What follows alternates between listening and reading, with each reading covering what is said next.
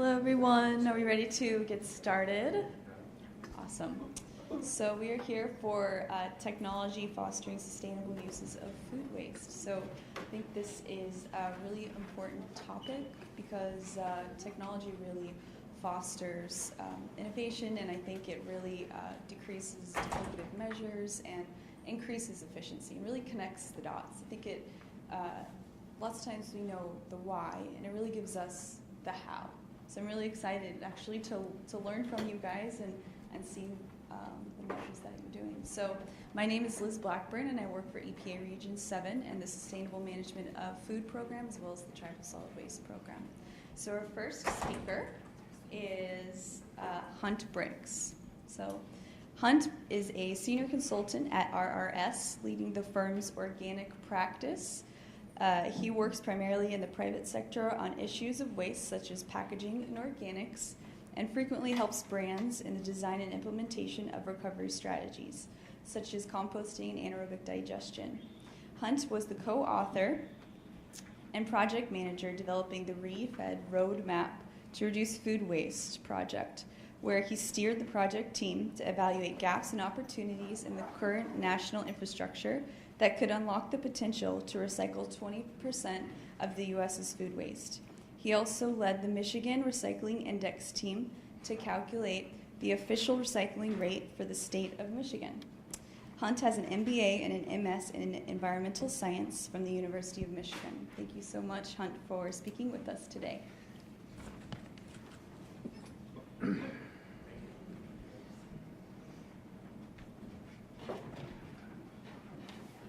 Hi, good morning. Thank you. It's wonderful to be here. I won't tell you who I am because I feel like you just covered that. But I will tell you what I'm going to do today. I've been asked to talk about food waste technologies. And so I basically moved back to take a forest level approach and look at food waste technologies across a variety of different approaches. So I'm going to be talking about prevention technologies, food recovery technologies, and I'll define what we mean by recovery in that sense, and then recycling technologies for food waste. My company, RRS, we focus on a variety of materials in the waste stream, and we work on the circular economy for all kinds of materials. Packaging is a big part of what we do, and make sure I can click forward. I thought what I would do to begin is do a little bit of context setting about how food waste fits into the larger municipal waste stream. So MSW, municipal solid waste, does not include things like construction waste, doesn't include hazardous waste or industrial waste. Commercial and residential is what we're talking about here. And the EPA estimates that there is upwards of 250 million tons of waste being generated annually. Organic materials are the largest component of that, and it looks like the series are not showing up on the graph. So I'll point to the only thing that really matters. Wait, is there a pointer on here? Is that one of those? Oh, okay. So this green band right there, that is the organics band. That's food and yard waste. So you can kind of see how it fits into the system. The blue at the bottom, the other really large component, it's roughly equal, is paper and paperboard, which is much more recovered than organics.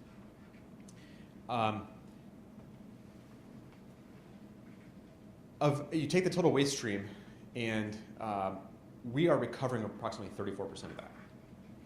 So that's what you see at the top, and 9% of that 34, or 9 of the 34, I should say, is organics. And the majority of that is yard waste. We capture something like 60% roughly yard waste. We're only getting about 5% of food waste. So food waste is a big problem. It's the largest fraction of MSW going to landfills, but also it's maybe the least recovered of those materials.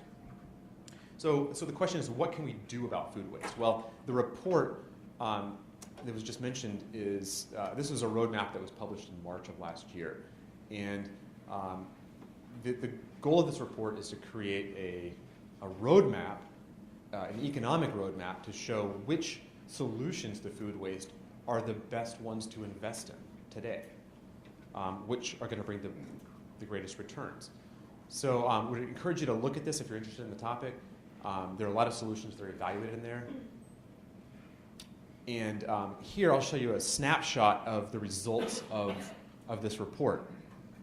This is what we call the marginal food waste abatement curve. This essentially is a curve showing you what are potentially the most investable solutions to food waste. So every individual bar is a solution, represents a solution, and the height of that bar represents the economic value associated with that solution for a ton of food waste. The width of the bar represents the diversion potential in tons. So the interesting thing to me, when you look at this graph, is that if you think about the width of the bar, the potential, and you multiply that times the height of the bar, you essentially get the economic value being the area of any given bar. So the size of the bar, the volume of it, or the area rather, represents the economic value associated with it. One thing I'll point out is that notice that zeros at the bottom on the vertical axis over there. That means that all of these solutions that we've highlighted in this report are net positive. They make sense to invest in. There are other solutions that would be down below the curve, down way over here, but we haven't highlighted those here. So here you can see the 27 solutions that were highlighted in the roadmap. Now we began with many more, far more than 50, but we whittled them down by 4 key criteria. The question was, is there available data on that solution? Is it cost effective? Is that solution feasible? Is it scalable?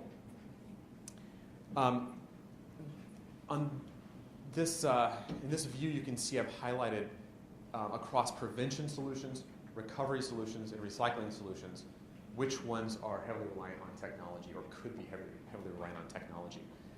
I told you I'd define recovery. By recovery, we mean recovering edible food to feed people. That's how we define it in this context.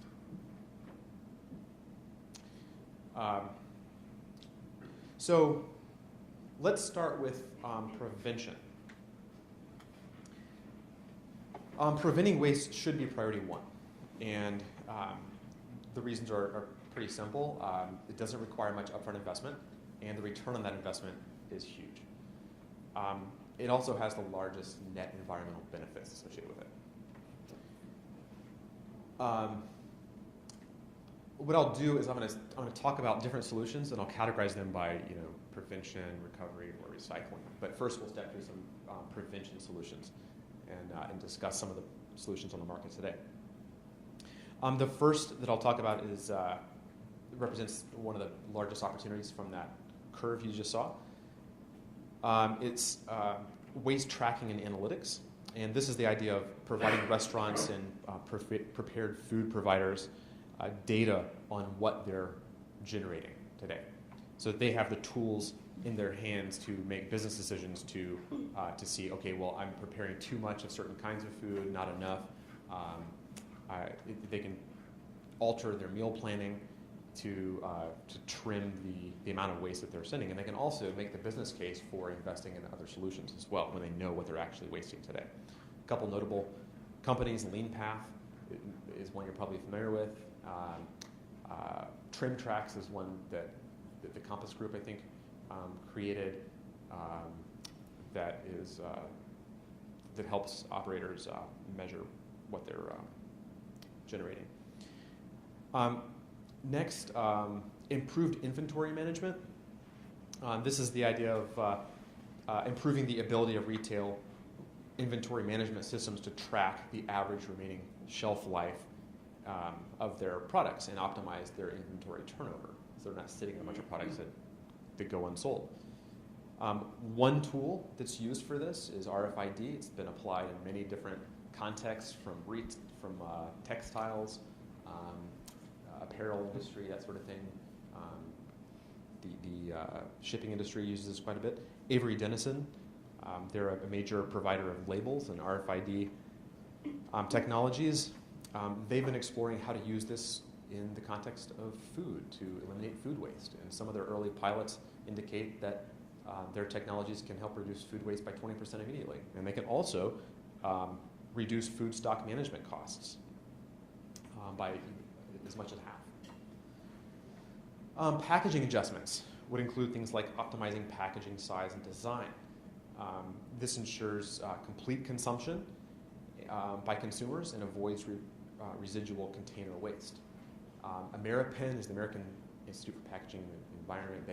They've done some research and shown how individual packaging portions have been able to reduce food waste in different ways by preventing serving too much at one time, for example, and ensuring that uneaten portions remain fresh and protected as opposed to exposed to air. I recall to explain the picture here, I recall a pizza chain in the UK that redesigned their box to prevent crushing of the pizza during delivery.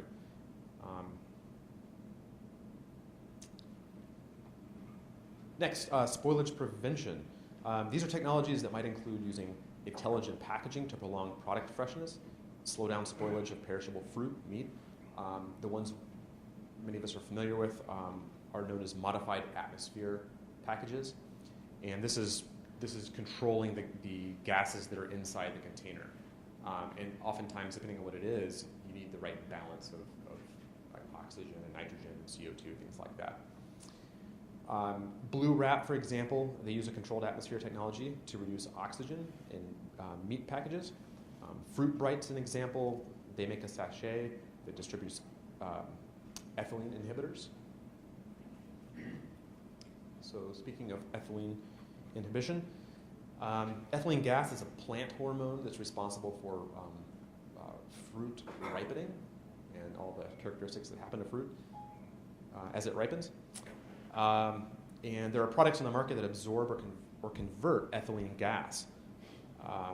And you can place it inside a drawer. So I've noted a couple here, the Blue Apple, the Extra Life Produce Saver. These are things that have chemicals that you can, additives you can put in it, put it in your produce drawer or a bowl of fruit or whatever that will dramatically lengthen the ripening time.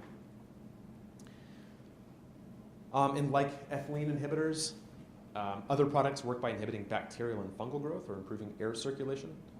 Fresh Paper is an example. They produce organic spices that inhibit bacterial and fungal growth.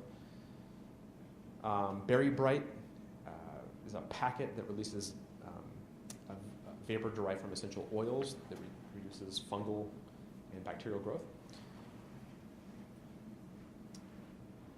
Next, sensory expiration dates.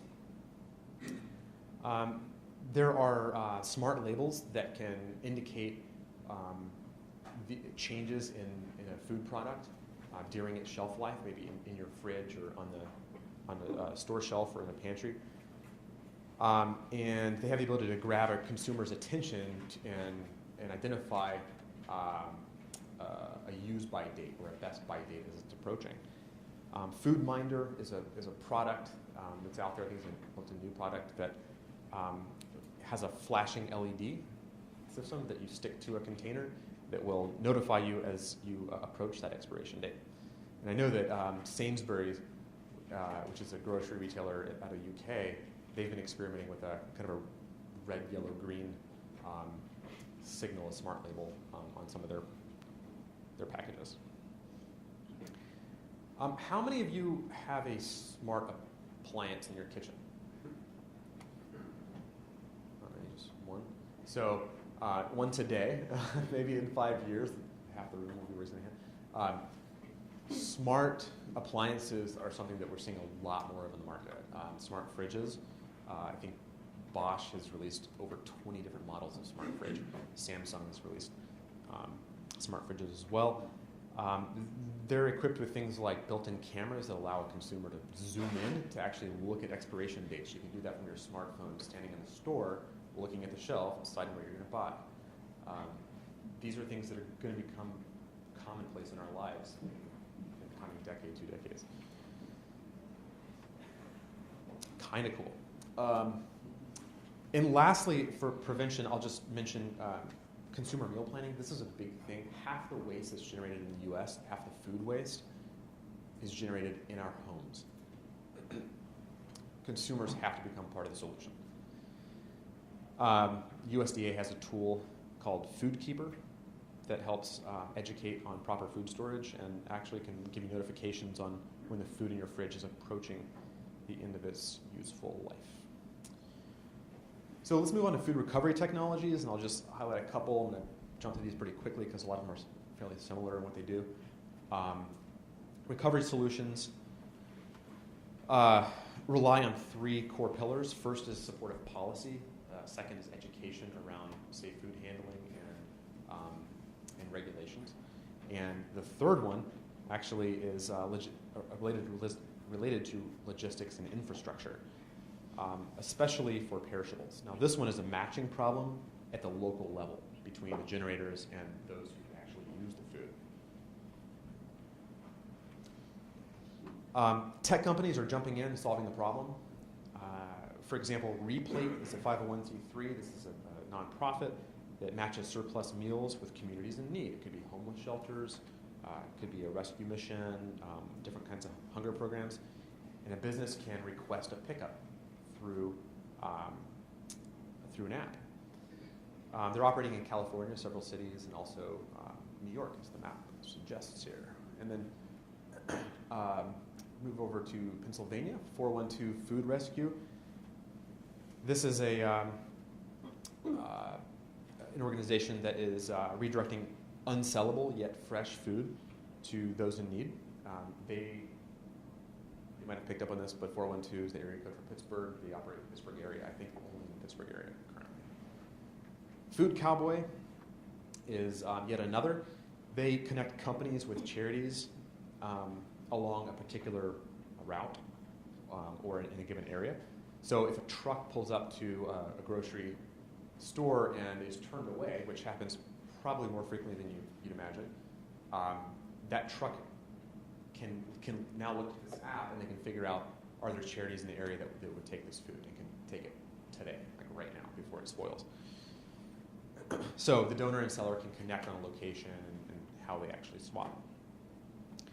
Spoiler alert is a related service available in New England that incorporates farms as well into the management of unsold inventory. This one here, the Capital Area Food Bank is located in DC. It's the largest organization in DC working on food security issues. You can see an image here from their food bank hunger heat map.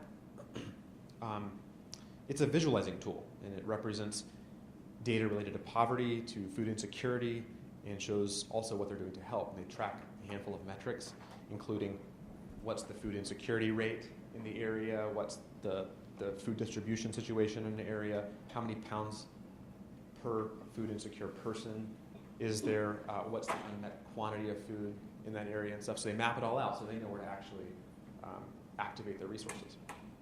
And I would finish the recovery technology section really just posing a question for your thought here. How can technologies like the ones we just looked at could be used to address maybe the biggest bottleneck in the system, which is the need for accessible, temperature-controlled food distribution infrastructure, such as refrigeration and warehouses, where they need to be in close proximity to the generation. Imagine ride-sharing technology is being applied to this problem. Think about what's happening in ride-sharing in the last 5 years. So lastly, we'll just look at some recycling technologies. After prevention, this is a critical point here to keep in mind. After prevention technologies and recovery technologies are fully deployed and we've maximized all of the resources at our disposal to do that, we're still going to have to deal with about 75% of the food waste through recycling. How do we do it? Well, probably through composting or anaerobic digestion. So just look at a couple of these technologies briefly. There are two primary approaches to composting. One is windrow composting, or turning a pile manually. You see here on the left. This is a windrow that uses a machine, a windrow turner, to drive over it and turn it to aerate it. On the right side, you see what's called a static pile. This doesn't use a machine to turn it over. It actually is a static pile because it's static. It just stays like it is. Sometimes they're covered, but you can use either a blower or a vacuum to draw or push air through it to aerate it rather than having to turn it. And you can also regulate a lot of the parameters like the temperature, things like that. I would point out that for food waste, this generally is a preferable technology because you can get it hotter throughout the entire pile, and you can also handle things really well like food service packaging that's compostable. And not that it's not being done with windrows in many places, but just a little. 1 minute? Okay, so I got 1 minute remaining, so I'm going to jump a little bit here. You're looking at the composters in the US, about 5,500 of them accept food. Different kinds of composting in vessel can be used on site. You can handle odors, things like that with it. Anaerobic digestion is another alternative to composting. It can be very primitive. Millions and millions of composters in China and India. They've been used for many, many decades. This is one that was installed in East Africa, I believe. A pit in the ground that's sealed. It uses anaerobic bacteria to break down material. This is in Michigan. This is an agricultural digester at Michigan State. They take food scraps from their cafeterias and crop residues. Here are agricultural digesters in the U.S. Not that many relative to if you were looking at Europe, you'd see many, many more. I also want to point out here these little silver eggs in New York City that are located at the Newtown Creek Water Treatment Facility. A WRF, you might be wondering what that means. That's a water resource recovery facility. This is an advanced, modern wastewater treatment plant that is more, I think the name captures the idea that you're recovering resources, nutrients, energy from the material that you're digesting. But these eggs are digesters that are generating methane that you can use to power the plant, which is oftentimes the largest cost in the treatment facility. So that's a big solution as well. Of course, I have a map. These are the facilities in the U.S. that have digesters installed. There's over 1,200 of them in the U.S. that are ready to take material to co-digest food waste with other organic waste streams. Small scale solutions. There are some companies that make micro scale stuff. I can talk to you more about that if you're interested. There are on-site solutions too, and I'm not going to jump into these. I think Michael is going to talk a little bit about that, probably, I would presume. But there are many other solutions. I am going to wrap it due to time, but happy to take any questions. I think we're going to wait till the end for questions, potentially. So, thank you.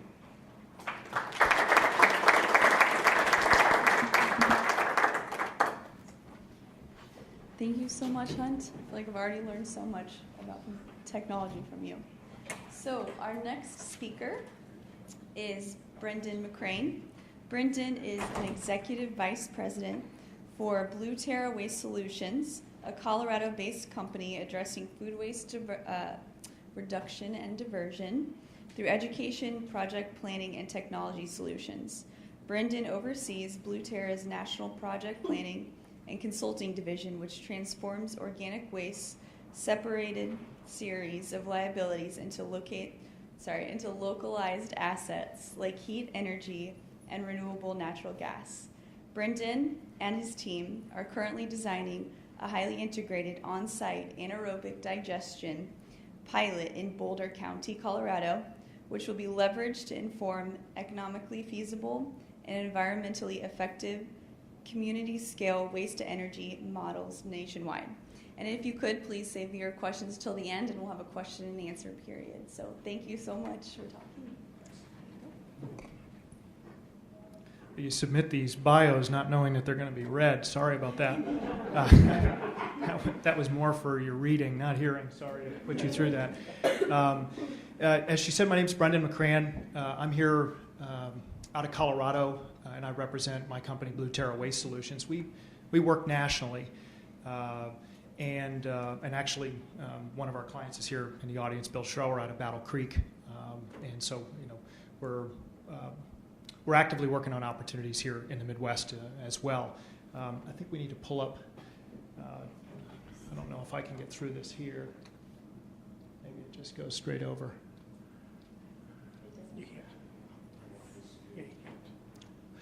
I'm going to change gears a little bit on what I had planned. Just we don't have a chance to coordinate ourselves in advance here, and I don't want to cross any tracks, and I kind of want to build on what Hunt has touched upon and what to the greatest extent possible, anticipating where you may go.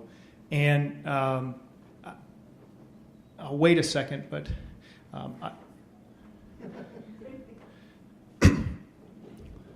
so what we do is we're essentially trying to develop new models, new live models, which synthesize the kind of data that's been generated by this sort of report that Hunt worked on, Refed, and synthesize all of these various technologies and demonstrate a new way to coordinate these things and create solutions for our own nuanced problems.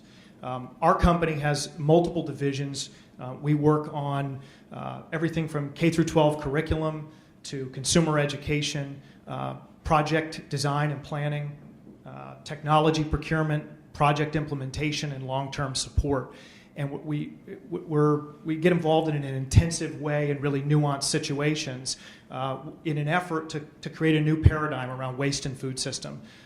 So that I'm presuming that there's a variety of different interests here in this room, and why you're here and what you're looking at this issue, what your unique perspective is on this, and the assumption I'm making, or that we make, is that you'd like to see some of this in action. A few of you'd like to see some of these technologies scaled down, coordinated, working on site somewhere, or challenging some of the linear models that we're all used to. And so that's what we're working toward in our work, through pilot projects and through live projects that really disrupt or contribute to the gaps in current solution systems. I've just listed a couple of the things that we're working on. We work actively with small municipalities, universities, hospitals, K through 12 districts, and our emphasis is on decentralization. We're interested in that gap where food waste and organic waste in general can be managed closer to the source, and it's common that we're fielding the question up front with folks, well, what technology exists? And Hunt just went through a whole variety of those. And what I want to emphasize, or what I want to focus on in this conversation today, is less about the what and more about the why. And starting that conversation back a little bit. We may all think that we're addressing food waste for the same reasons, or that we've really analyzed that, and it's just not often the case. And so the two questions that I wanted to focus on were what for and why. And it starts with segmenting this conversation about recovery, really defining recovery. And I see in so many cases in our work, folks confusing these two core recovery efforts. One which addresses that part of the waste stream which is appropriate and safe for human consumption, and in a lot of cases correlating those issues with that which is appropriate to reverse climate disruption. And I submit that there's momentum, and there's history, and there's trajectory, and there's a lot of technical applications that are visible and accessible on this left side. I spent years working in this field and doing, quote, food recovery efforts, but to correlate it with the efforts on the other side of recovering value from food waste, I think is a mistake, and that there's a need, a major gap, and a need for a whole new dispensation of solutions on this other side, and that's where we get into this question of why. In differentiating between, are we recovering food waste to feed the hungry, or are we recovering food waste to disrupt or to reverse climate disruption? what did I do? Sorry, everybody.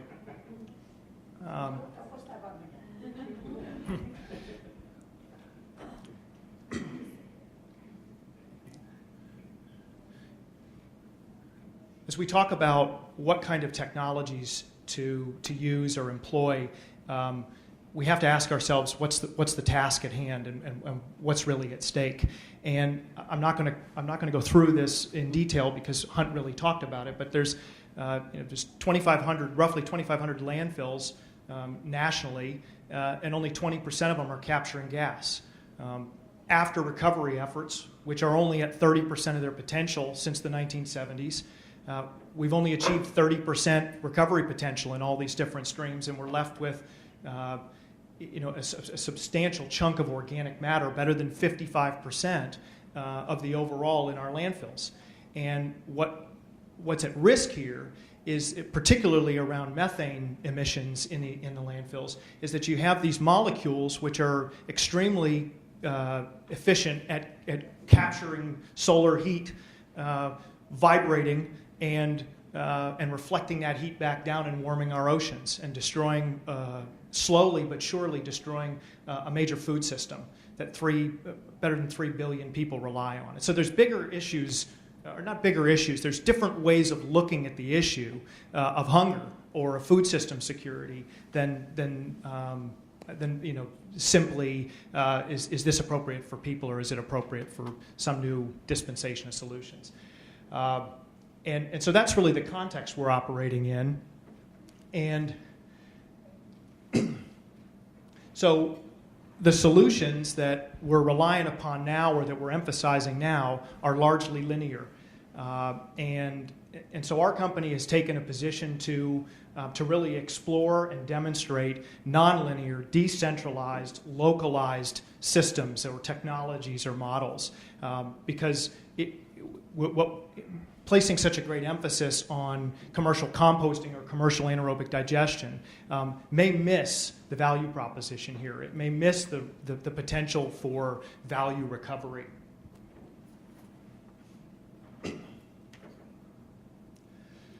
So this goes back to the question of, so if we're framing the issue for ourselves around why, what's the reason that we want to implement technology or try something different in our community or at our business, starting there and then going to the what, instead of the reverse. The question comes up, is there something out there to reduce volume? And this is where Hunt really went through these and checked these off. Is there something that could reduce volume on site for me? Or is there a way for us to improve efficiencies? Or can we macerate this and send it down the drain? What's the improvement? And the answer is almost always yes, and even at scale, or even at smaller scales, increasingly we're seeing those technologies come on the market and make them more accessible for localized use. And so really, our question about technology or our interest in technology is how do we change the models and start to demonstrate new ways of coordinating these different new solutions on site. And that requires a process of analyzing if you're a small municipality or a large manufacturer, why do we want to do this? What are our end goals? What's the legacy we're trying to leave? And then backing into the operational need there and piecing together a project that does reflect the nuances of your problem. And that's the emphasis that we have. And these are some of our projects where we're working with on-site digesters and dehydrators and macerators, and because it's not a one-size-fits-all solution. The planning, there's greater planning and preparation required. So I'll conclude there, and I'll be available afterwards for questions. I'm sorry that perhaps it wasn't as sort of followed a clean line as I had hoped, but I'm changing gears here so not to repeat.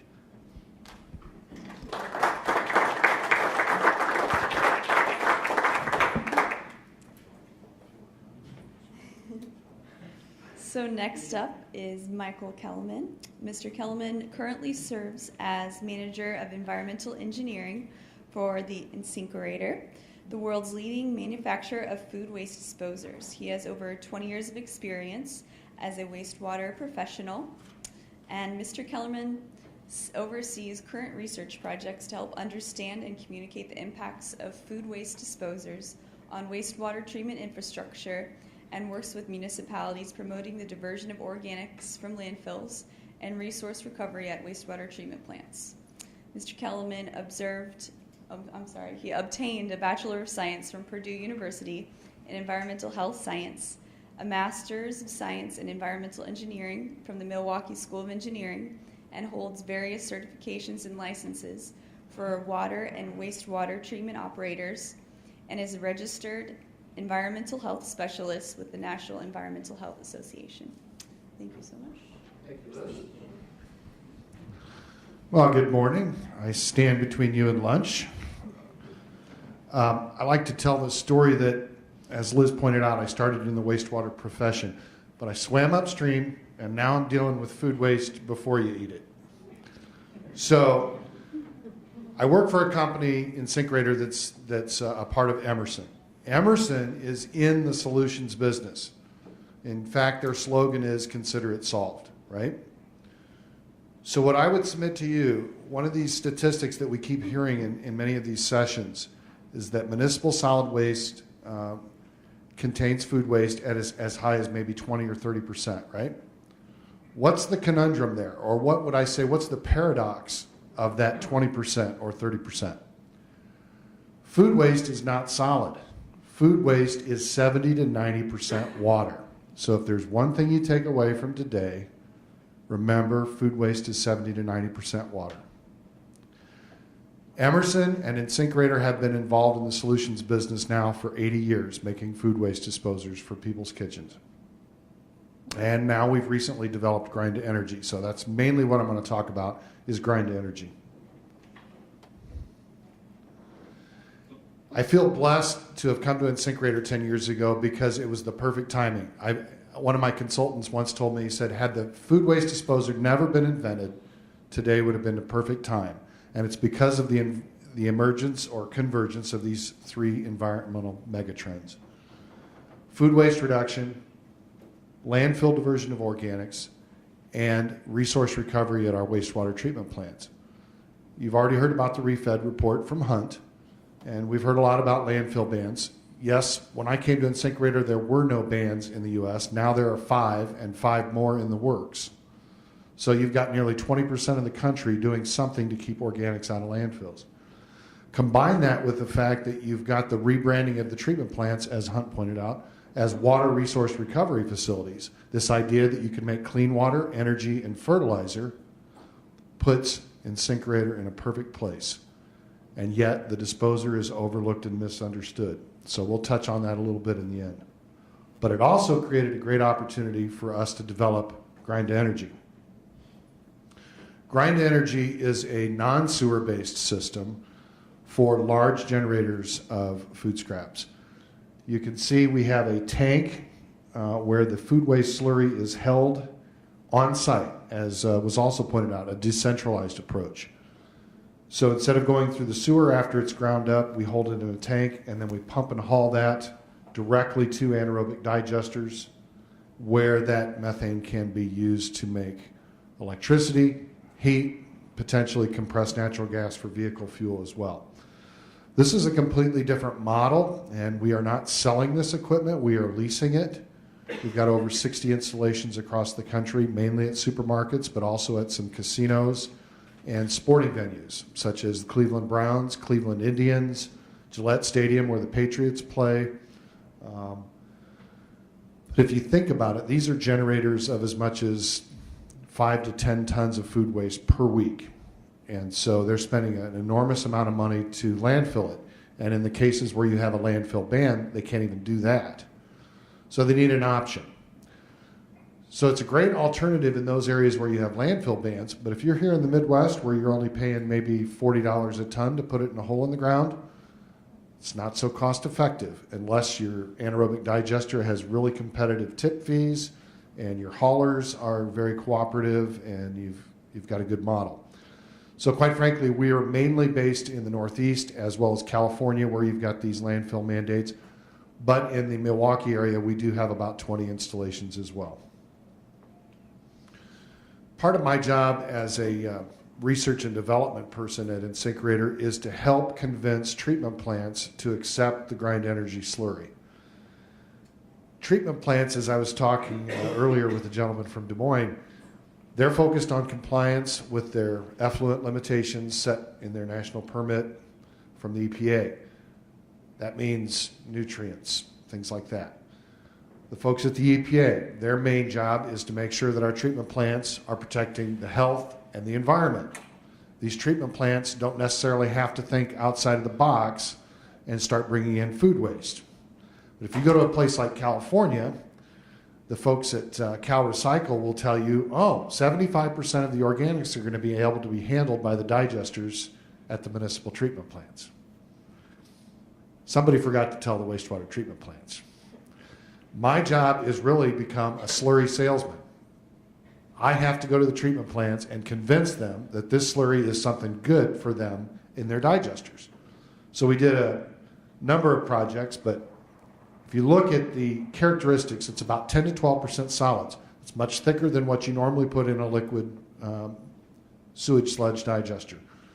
The volatile solids are very high, and that's because there's no contaminants, there's no innards.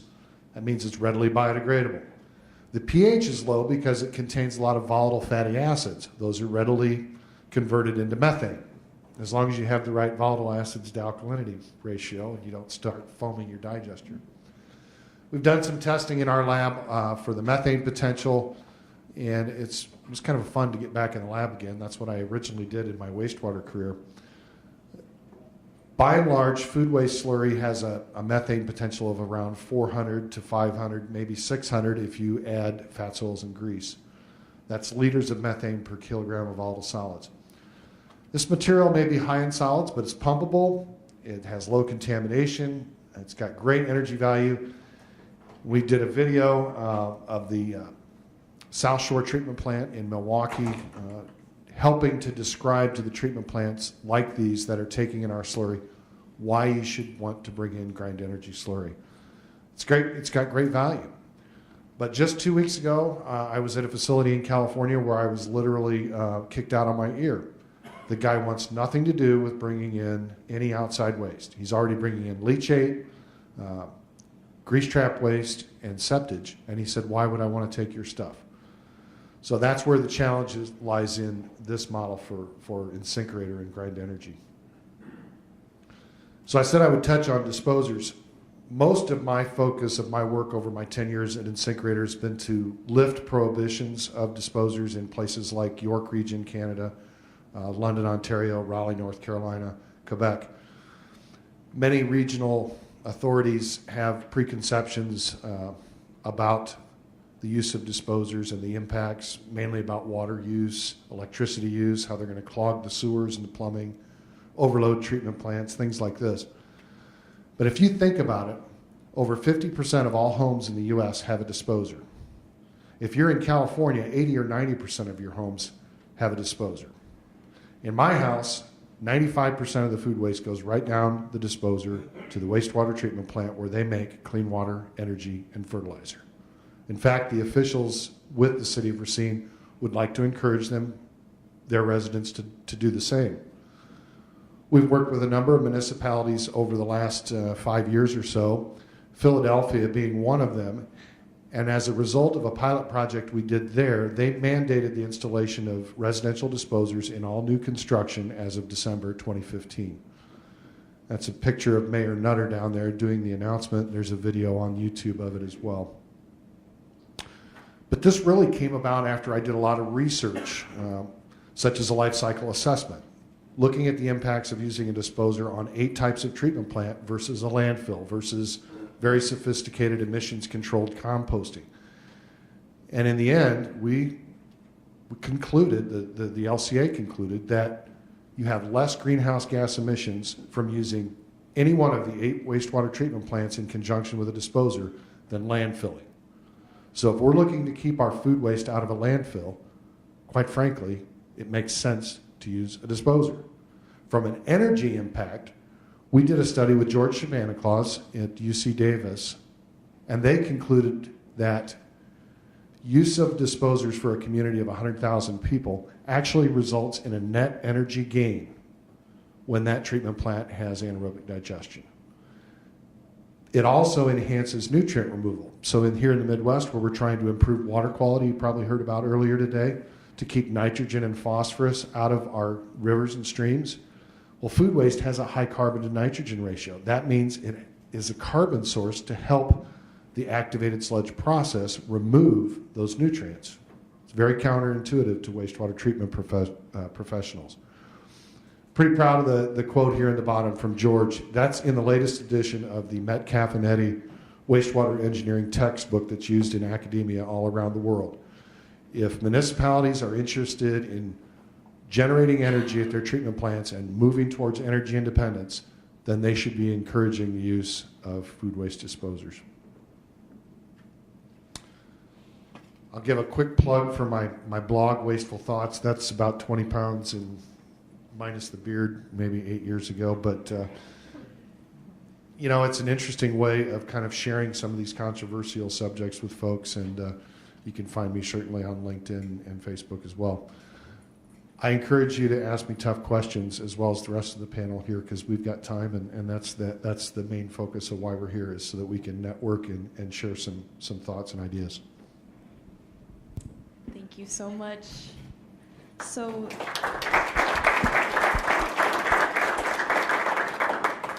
we actually have a lot of extra time, so can we take some questions from the audience?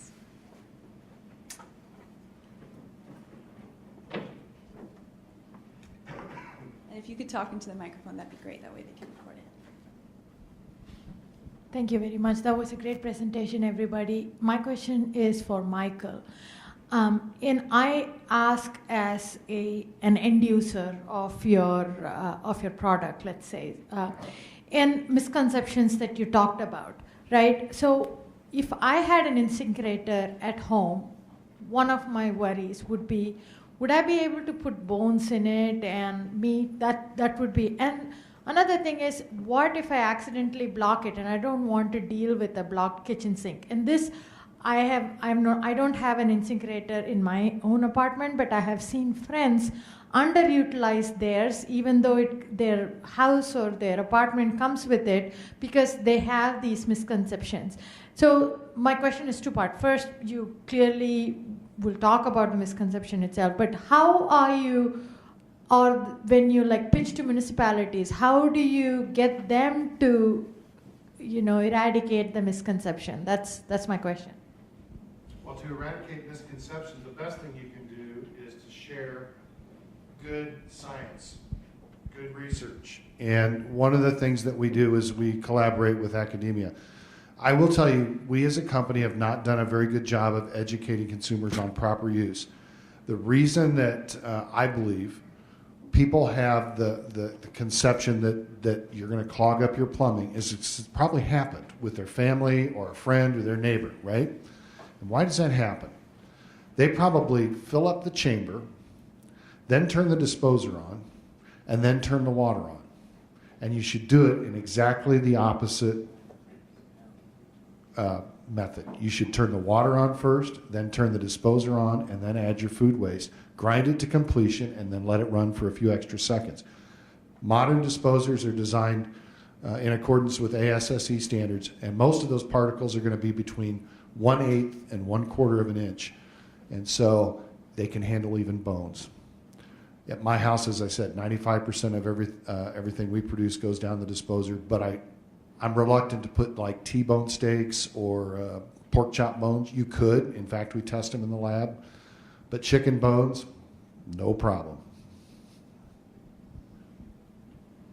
So I have kind of a follow-up question. So does the InSinkErator, is it kind of more durable than normal disposers, or does it? So if you have a disposer in your house, it probably came from InSinkErator. We are the world's leading manufacturer. We make a number of OEM models as well. There's probably 20 other manufacturers, mainly from Asia, But by and large, if you go to Home Depot or Lowe's, you're probably going to see an InSinkErator brand disposer.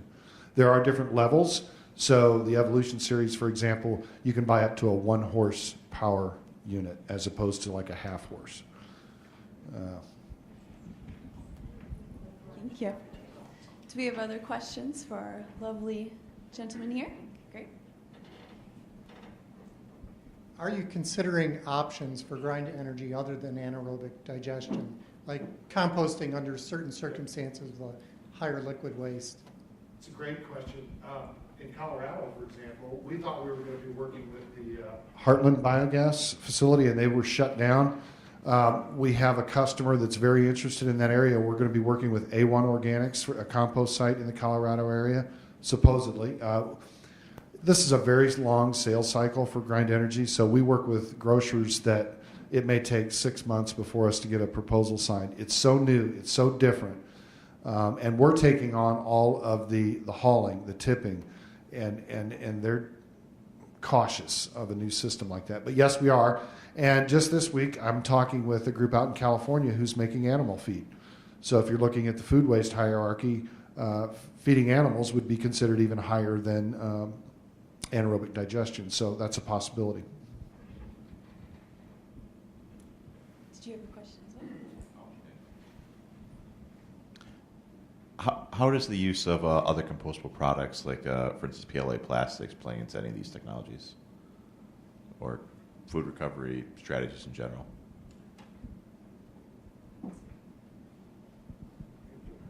Sure. So that's been a huge question in the food service packaging world in recent years, and the composting world. You know, for anaerobic digestion, there are a lot of different technologies for digestion. There's like referred to wet digesters at treatment plants that are very low solids, 2% solids. There's anaerobic digestion that is much higher solids. Basically, you just take the material and you put it in a bay, like a garage, and you close the door, and you let it go. So those different technologies in anaerobic digestion, they handle materials, whether they're plastic contaminants or things like that. In anaerobic digestion, you don't break down those compostable materials. It doesn't happen because to the cellulosic bonds, you need fungal microorganisms to do that, which are not present in an anaerobic environment. But they are in composting. So I think right now we have, I'd say that we have a very nascent infrastructure for composting of municipal organics. I mentioned it very quickly as I was rushing to conclude my presentation, but I showed you a map of composting in the U.S. I said there's 5,000 composters in the U.S., 500 accept food waste. A very small fraction of those, I didn't mention this, but they accept compostable food service packaging. There's a huge opportunity for it, and one of the biggest questions that's being asked is, how does the acceptance of food service packaging impact the diversion of food as well? The main material that we're interested in here. So there are all kinds of questions that people are exploring right now, doing research on, as to what kind of benefit in terms of carbon material can those products provide for a composter. And so I think there's, so I see a huge opportunity, I guess, to answer your question directly. But I think we need some major steps in development of infrastructure to be able to handle that. We need composters to understand what are the issues that impact the ability of those materials to be broken down. Some materials, like bags that are made of PLA or another compostable material, they might break down very, very quickly because they're very thin mill. But a thicker product like a fork, if somebody has a bad experience with that in their windrow, it might be related to the fact that a lot of windrows are being operated more at the sort of the old model of composting that's more about waste management rather than manufacturing a product that's to be used for regenerative soils.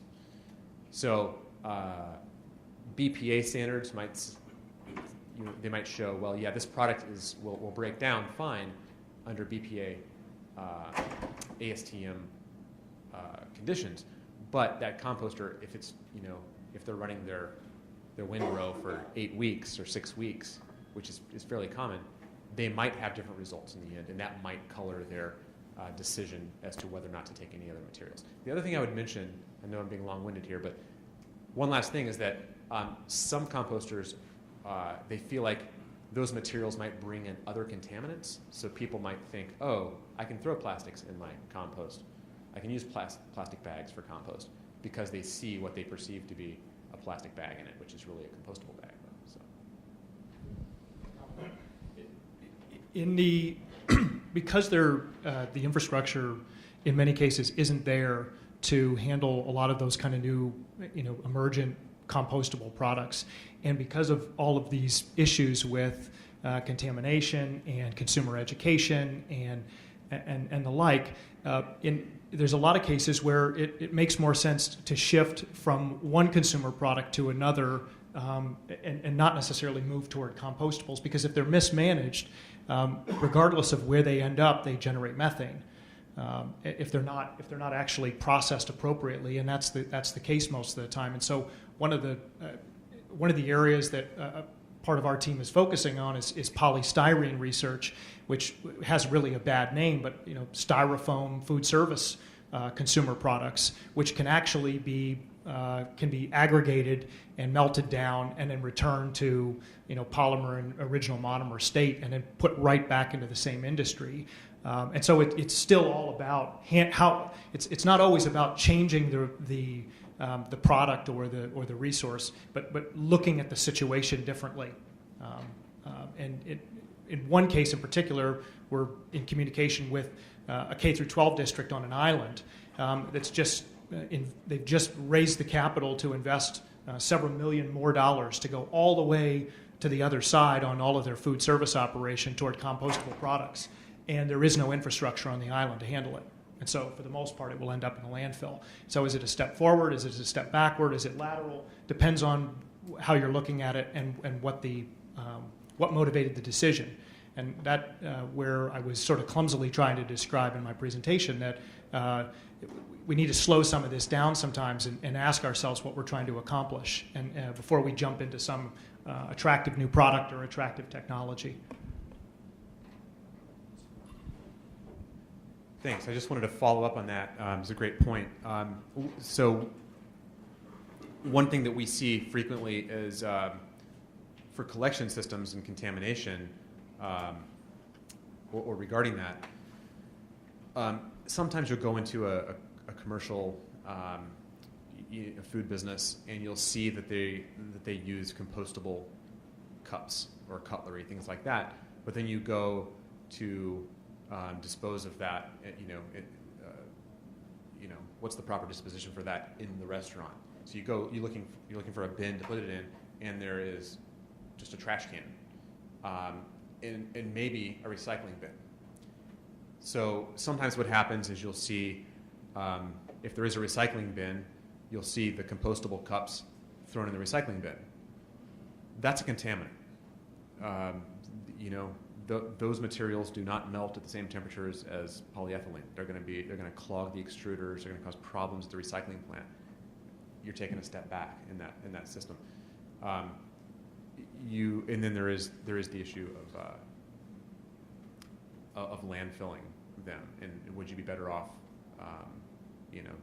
sequestering an oil, fossil oil-based plastic in a landfill than doing, as opposed to a compostable. It really is a complicated issue. And I did want to mention, you mentioned polystyrene. The Food Service Packaging Institute actually will provide grants to municipalities to actually install a densifier. I think like $50,000 grants to a community that's interested in, we want to collect polystyrene foam and densify it for collection. So.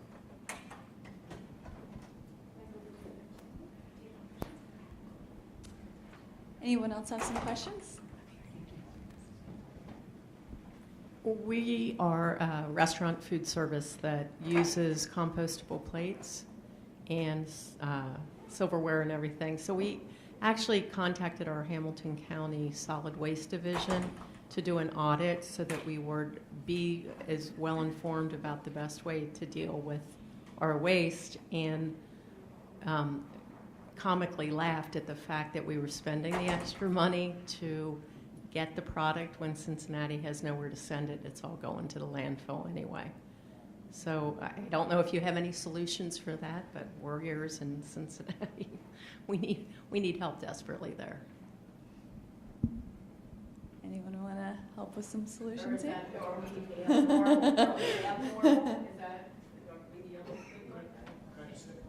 I'd like to chat with you afterwards because we've been meeting with the zoo and with the Reds and with UC, and it would be great. It'd be great to hear what side of this you represent and chat further. Anyone else want to take it? No? All right, do we have other questions here?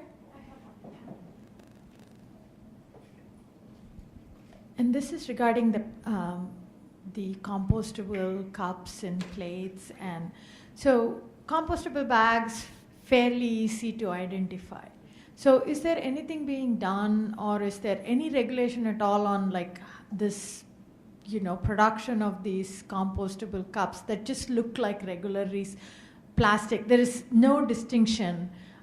Should they be of a different color so people know when there is waste segregation at an event, so they can say green cups in the composting, this thing, plastic looking cups in either the recyclable or like the landfill. So is there anything being done about that, or is right now it's just free market so anybody can make it and get the seal? How is that working?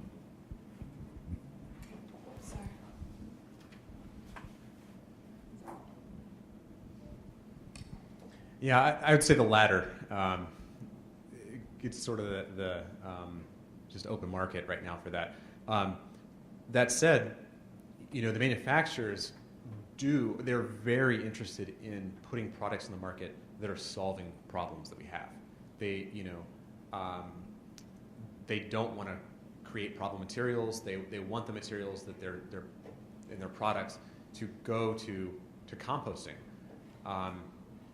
And so I think that I know they're considering things like that, thinking about color of the container, that sort of thing, to signal to consumers. Those are conversations that have been happening for a long time. They're happening around bags and around different types of food service wares. But I would say at the same time, sort of maybe a broader comment related to the recycling industry that's applicable here, I think. Coming up with a standard color for products as a signal to consumers it's a difficult thing to do. There are competing priorities, and they're competing. In that case, there might be competing interest in the food service industry with non-compostables that would take issue with that. And to give you one example, something that just happened within the last year, there's been a sort of a standard that was adopted by or supported by some major players in the composting industry as far as what should be the color of a composting bin.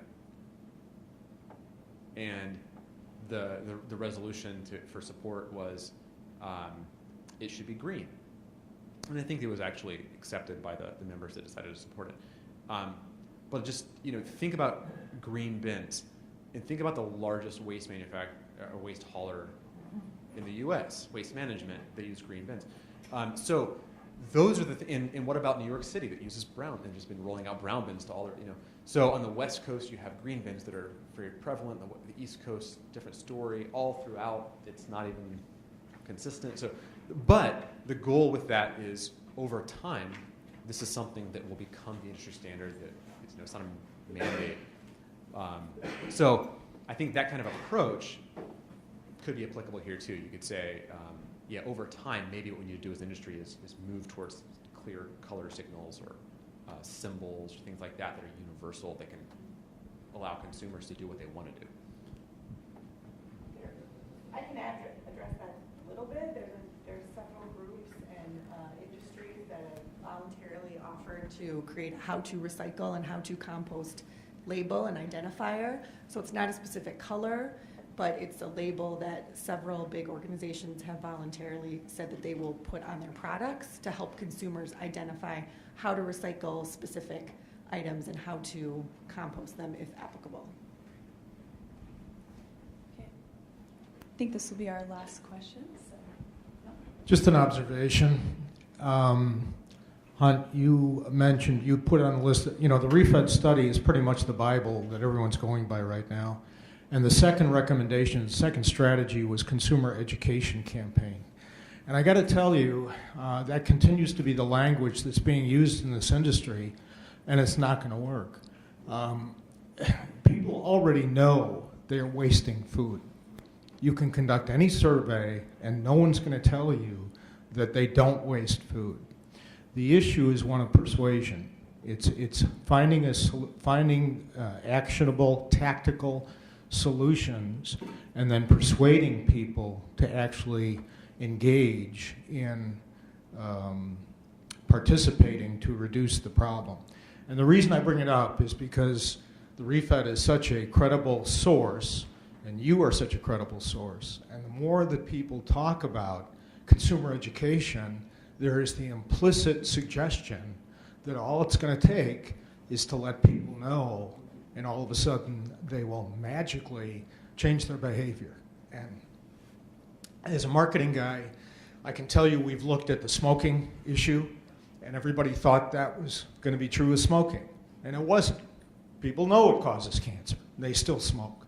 So, the whole world of social behavioral change is not driven by education. It's driven by persuasion, which in many cases has to do with a whole series of other metrics or factors. And because a lot of the people in this room are going to be influential in the kind of language for the future that has to do with addressing food waste, I just want to call that to everybody's attention and to suggest that they keep that in mind. Any of our speakers want to respond?